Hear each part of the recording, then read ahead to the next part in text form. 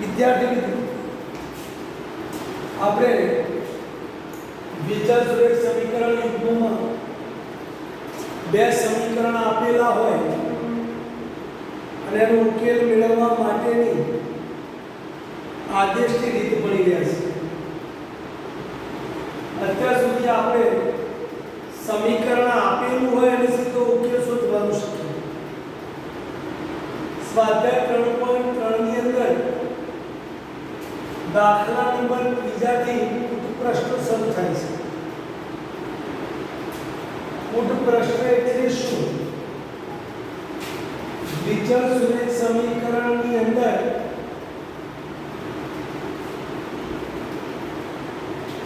કોઈ કોયડો આપેલો હોય જેની અંદર કેટલીક બાબતો અધૂરી હોય અને એના થકી આપેલી વસ્તુમાંથી સમીકરણનું નિર્માણ કરી એ પ્રશ્નમાં માગેલ વસ્તુને શોધવી એ એનો પ્રશ્ન છે. અહીંયા અગત્યનું છે સમીકરણની રચના. સમીકરણ આવડી જશે તો ઉકેલ શોધવાનું અગાઉ આપણે શીખી ગયા છીએ. એટલે અહીંયા ઉકેલ શોધવાનું બહુ અગત્ય નથી, સમીકરણ બનાવવાનું અગત્ય છે. દાખલા નંબર 3 નો પહેલો દાખલો, બે સંખ્યાનો તફાવત 26. બે સંખ્યા પૈકી આગળ શબ્દ મૂકવો પડે ધારો કે. એટલે સમીકરણનું નિર્માણ તો બે સંખ્યા પૈકી મોટી સંખ્યા x છે ત્યારે નાની સંખ્યા y છે. અહીંયા મોટી નાની નક્કી હોવી જોઈએ. કેમ? અને એક સંખ્યા બીજી સંખ્યા કરતા 3 ગણી છે. એક સંખ્યા બીજી સંખ્યા કરતા 3 ગણી છે. હું એમ કહું કે આ જે નીચે બેઠેલો અજય છે એ અજય કરતો મારી ઉંમર 3 ગણી છે. એટલે હું મોટો થયો, 3 ગણો મોટો થયો. અજય કરતો હું 3 ગણો. તો માની લો કે અજયની 15 હોય તો મારી કેટલી થાય? કે 3 ગણી એટલે 45 વર્ષની ઉંમર થાય.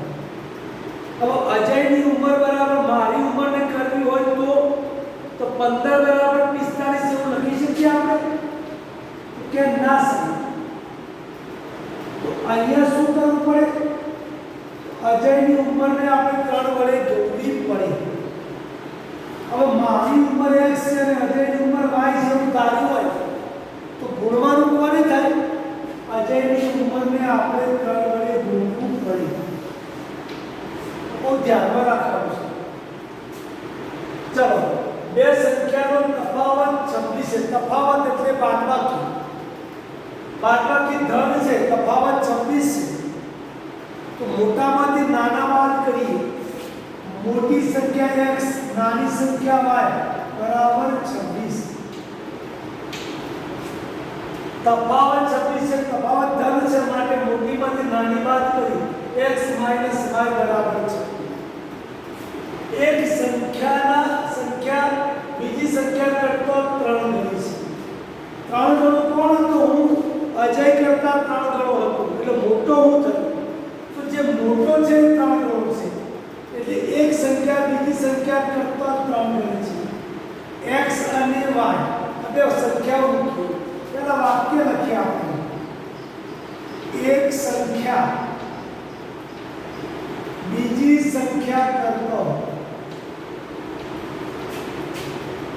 3 ગણી છે.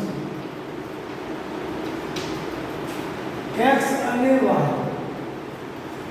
આ બંનેમાં એક સંખ્યા બીજી સંખ્યા કરતા 3 ગણી છે. આપણે જાણીએ કે મોટી કોણ છે? x. x એ y કરતા 3 ગણી હશે. x એ y કરતા 3 ગણી હશે. મારી ઉંમર અજયની ઉંમર કરતા 3 ગણી છે. તો 3 વડે ગુણવું કોને પડે? જેના કરતા હું 3 ગણો છું તેને. એટલે કે અજયની. આ સંખ્યા કરતો 3 ગણી છે એટલે આ 3 ગણી છે અને 3 વડે આને ગુણવું પડશે ત્યારે બંને સરખા થશે. x બરાબર 3y. બરોબર, ધ્યાનથી સમજવાનું. સંખ્યા x y સંખ્યા કરતો 3 ગણી મોટી છે એટલે આ બંનેને સરખી કરી હોય.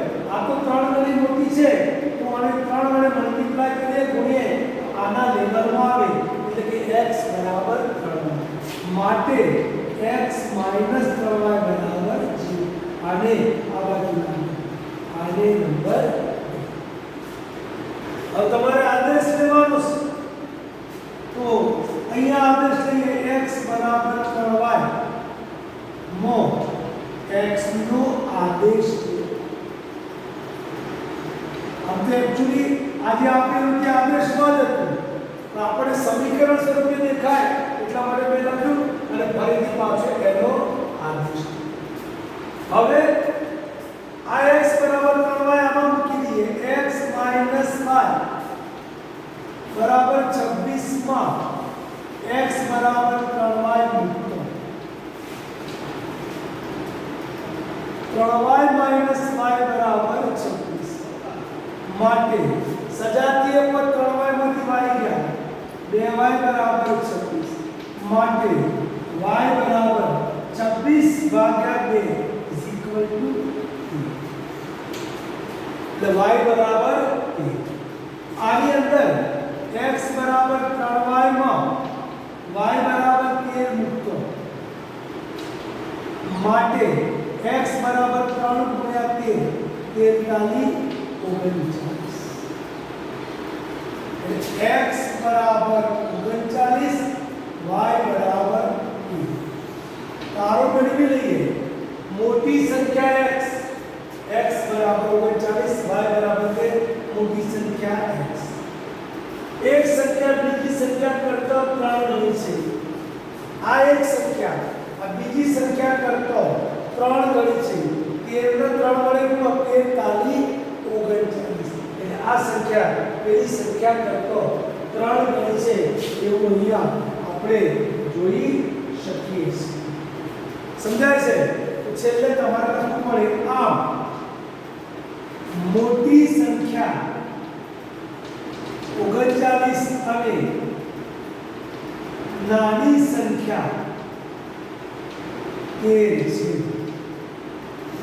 આ આપણો ફાઇનલ જવાબ આના નીચે કેમેરામાં દેખાય નહીં એટલા માટે હું સાઈડમાં લખી રહ્યો છું. બીજો દાખલો જોઈએ. એના પછીનો તરત જ છે. બે પૂરક કોણો પૈકી ધોરણ 9 માં કે 8 માં ક્યાંક ભણી ગયા પૂરક કોણ કોને કહેવાય? જે બે ખૂણાના માપનો સરવાળો 180 થાય તે બંને એકબીજાના પૂરક કોણ છે. બે પૂરક કોણો એટલે કે ધારો કે એક ખૂણો x બીજો ખૂણો ખૂણો લખતા એક ખૂણાનું માપ x અંશ બીજા ખૂણાનું માપ y અંશ. અહીંયા ભૂમિતિ નથી અંશને વિકલન કરીએ છીએ માટે બે પૂરક કોણનો સરવાળો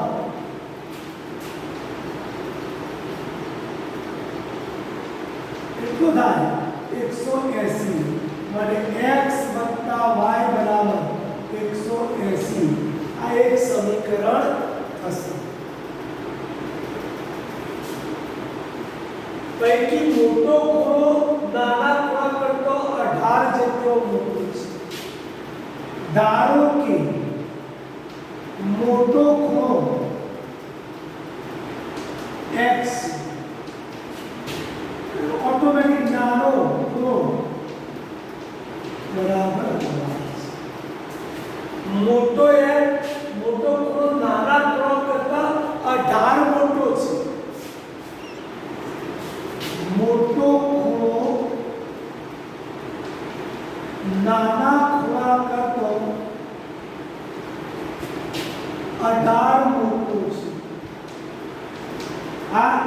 મોટો ખૂણો અને આ નાનો ખૂણો. સરખામણી એટલે વચ્ચે બરાબર. મોટો બરાબર નાનો એવું તો લખાય નહીં. બરાબર લખાય ના લખાય. હવે આ મોટો છે આ નાનો છે. મોટો કેટલો મોટો છે? 18 જેટલો મોટો છે. આમાં 18 બધા છે એટલે આપણી પાસે બે વિકલ્પો આવે સરખા કરવા માટે. આ x ખૂણો y કરતો 18 મોટો છે એટલે જે નાનો છે એમાં 18 ઉમેરીએ. આ પણ શક્ય છે. અથવા આ 18 જેટલો મોટો છે આના કરતો આમાંથી 18 બાદ કરીએ. આ બેમાંથી કોઈ એક કરવું પડે. આ 18 મોટા છે માટે આમાંથી 18 બાદ કરીએ તો y જેટલા થાય. અથવા આ 18 મોટા છે માટે આમાં 18 ઉમેરીએ તો એ બંને બાજુનું ત્રાજવું સરખું થાય. x બરાબર y વત્તા 18.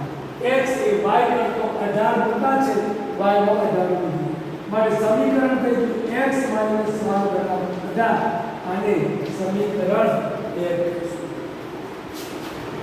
એટલે મિત્રો સરવાળો x વત્તા y 180 x y બરાબર 18 એવા બે સમીકરણ આપણી પાસે છે. આ દાખલો તમે જો ગણી લીધો છે એટલે હું એને અહીંયાથી દૂર કરું છું.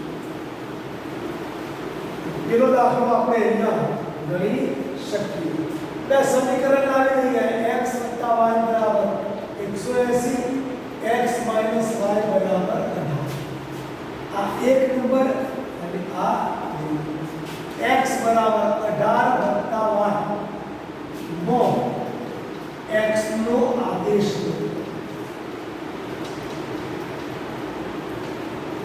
x બરાબર 18 y માં x નો આદેશ.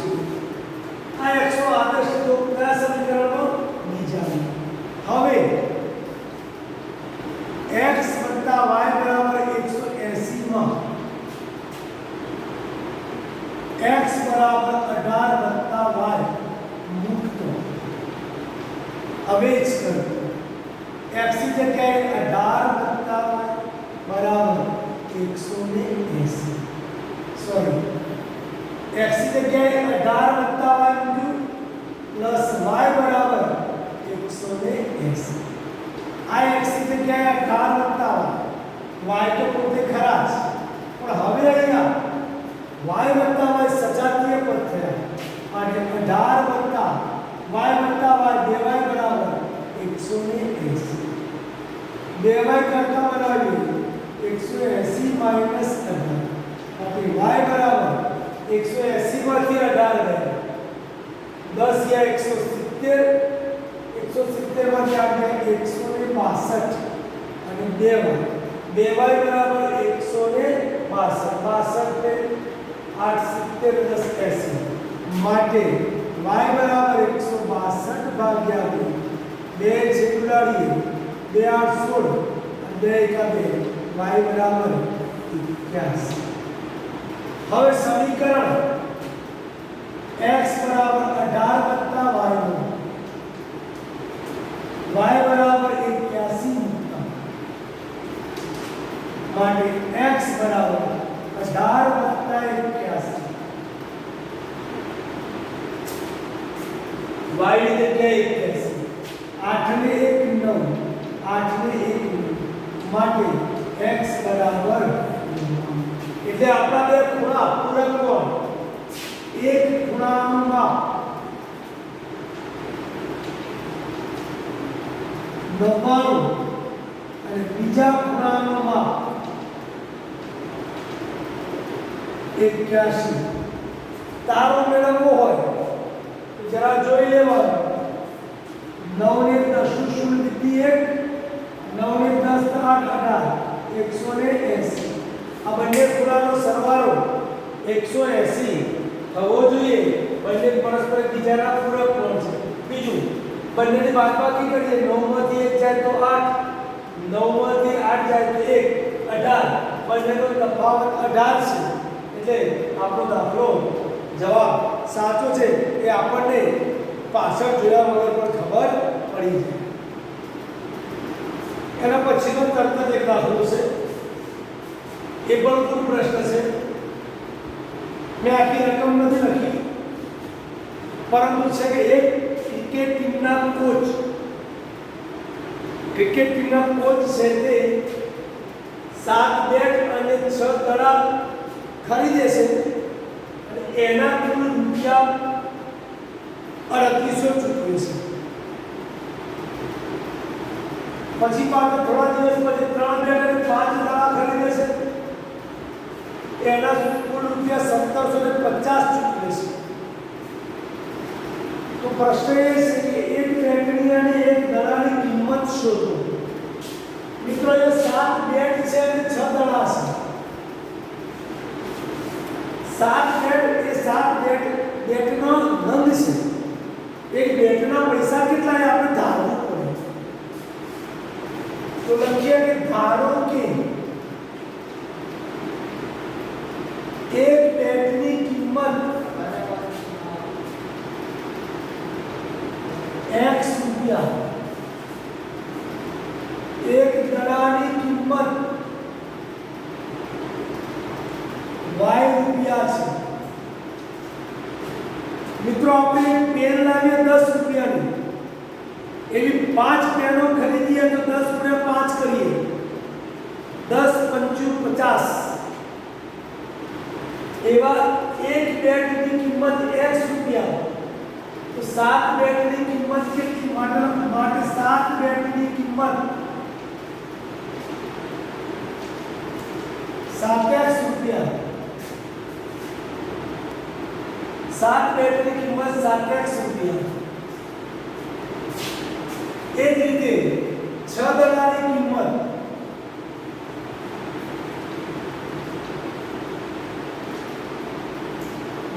એક દડાની કિંમત આપણે y ધારી છે, 6 દડાની 6y રૂપિયા. માટે 7x + 6y બરાબર કુલ કેટલા રૂપિયા ચૂકવ્યા છે? પહોંચે 38 રૂપિયા. ત્યાં એક સમીકરણ આપણું તૈયાર થયું. બહુ સરળ વસ્તુ છે મિત્રો. હવે એ જ રીતે બીજી વખતે 3 બેટની કિંમત બોલો કોને આવડશે? તો 7 બેટની કિંમત 7x રૂપિયા, તો 3 બેટની કિંમત કેટલા રૂપિયા? સરસ 3x રૂપિયા. અને 5 દડાની કિંમત